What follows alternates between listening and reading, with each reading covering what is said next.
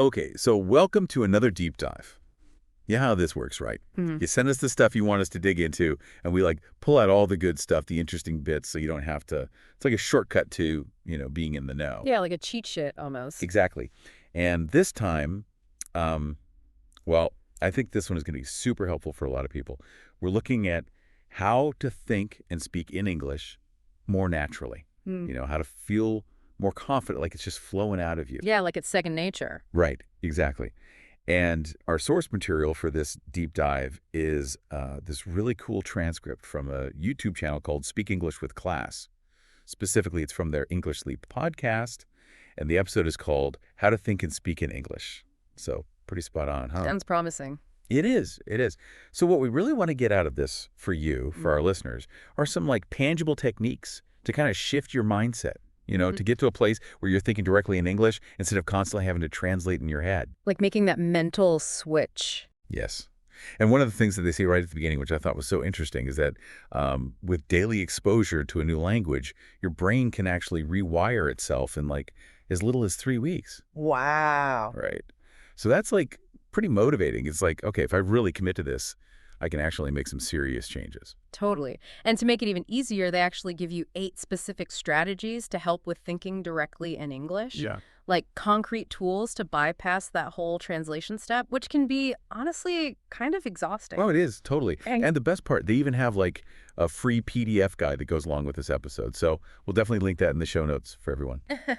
All right, so let's dive in. What's the first thing they emphasize? I think it's listening, right? Mm-hmm. Like really focusing on listening as that foundational first step. Yeah, they really hammer that home. And they compare it to learning to dance. Mm. You can't just jump into like complicated choreography without getting familiar with the music and the rhythm first. It's about building that familiarity with the sounds, the flow of the language. Yeah, like getting comfortable with the music before you start dancing. Yeah, exactly. And one of the examples they give is just like casually listening to English podcasts.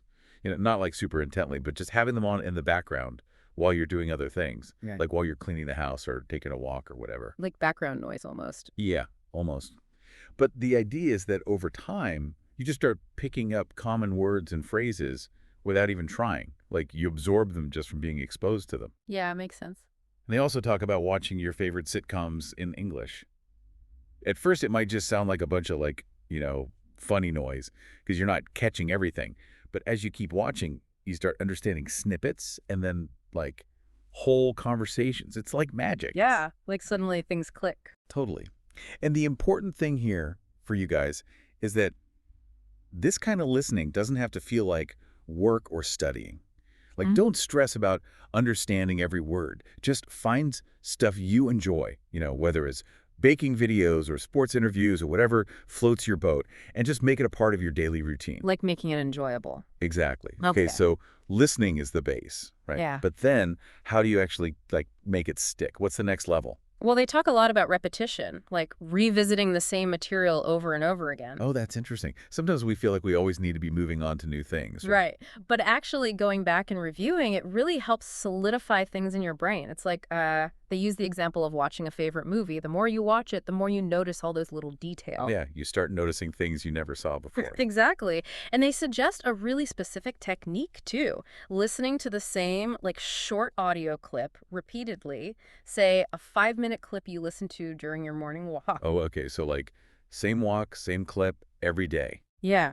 And they describe how at first you might only get a few words, but then you understand more and more, and eventually you're like mouthing along with it, like you've internalized the whole thing. Oh, wow. And I bet that feels really good. Right. And it helps build your confidence too, which they talk about a lot. Like they give an example of practicing the phrase, "Could you repeat that?" so many times that when they actually needed to use it in a conversation, it just came out automatically. Oh, that's amazing. That's the dream. Right, like not having to think about it. And then after you've gotten comfy with the repetition, they add in a layer of creativity with what they call mini stories. Mini stories, huh? What are those? They're just like short, simple little stories, a few sentences long, that are easy to remember and play around with. They gave a good example. Chris walked into a bakery on a rainy day. He bought a fresh loaf of bread. Suddenly, he slipped on a puddle at the entrance. Okay, so like a super basic scenario. Yeah, but then you turn it into a question and answer session with yourself. Like, Where did Chris go? He went to a bakery. Why was it slippery?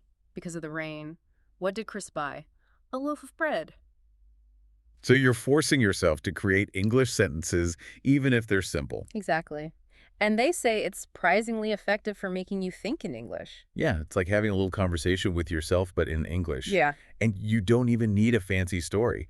They say even something like, I went to the park and saw a dog can work.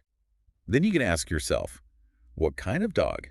Big or small? What was the weather like?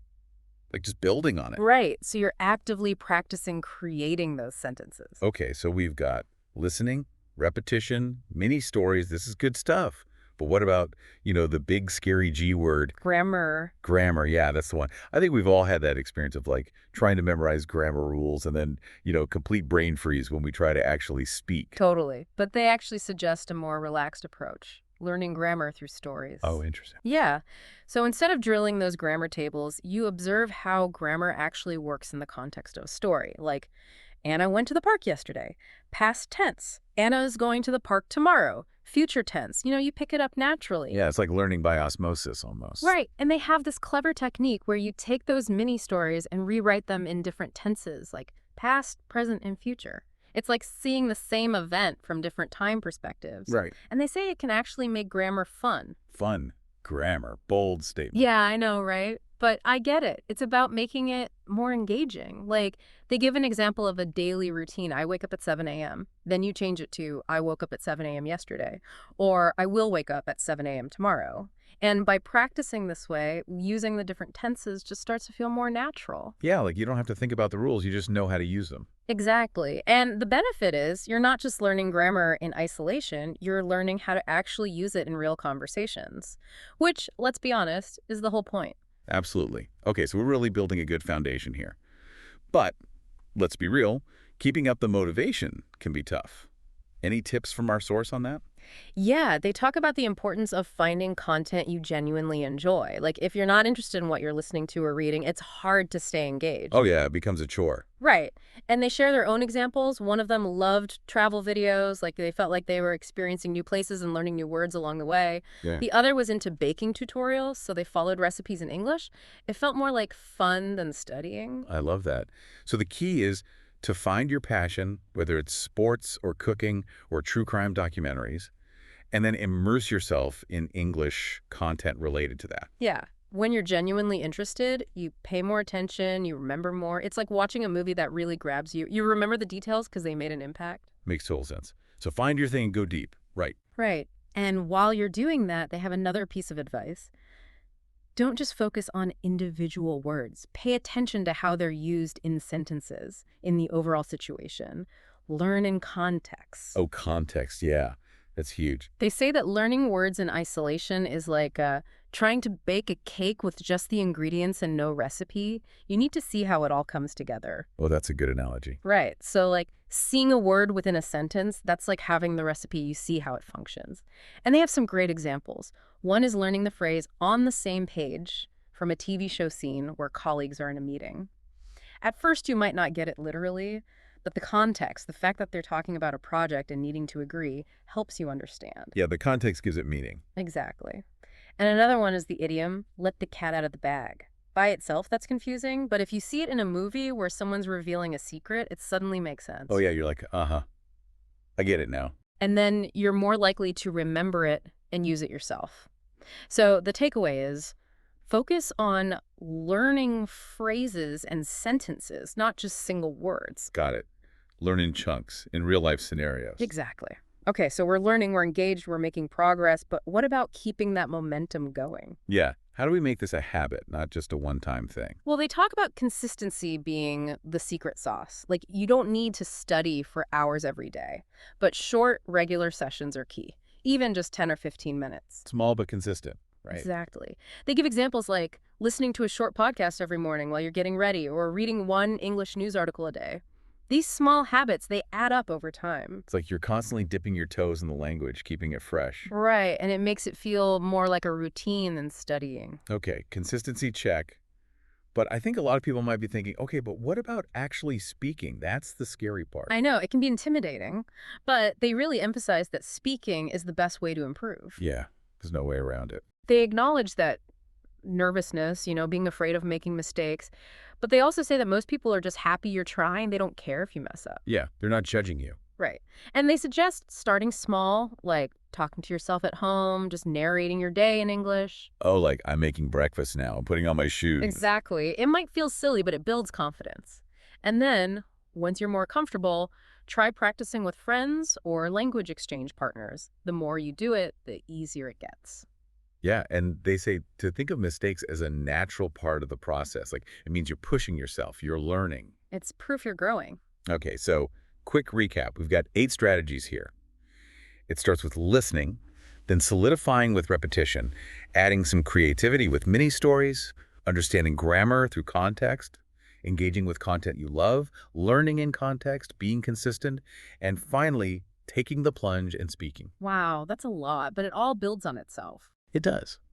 And like they say, it's about taking small steps, being consistent, and trusting the process. Progress, not perfection. Right, and finding what works best for you. Maybe you love podcasts, maybe you're a visual learner, maybe you like writing stories. There's something here for everyone. Exactly. So we challenge you guys to think about which of these techniques resonates most with you and start incorporating it into your routine, even just for a few minutes a day. And remember that idea from the beginning, that your brain can rewire itself in just 3 weeks. Oh, yeah? What if you picked just one of these strategies and really focused on it for 3 weeks? How much do you think your ability to think and speak in English could change?